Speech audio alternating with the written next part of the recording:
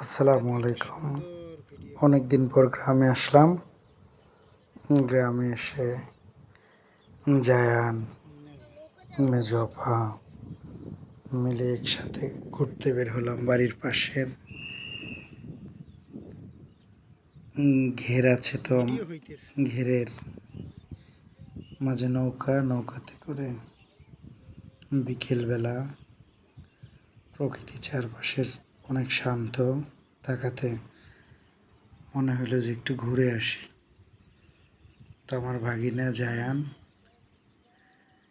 তো দেখেন নৌকার মধ্যে বসে কত প্রকারের দুষ্টুমি করতেছে। মেজো আপা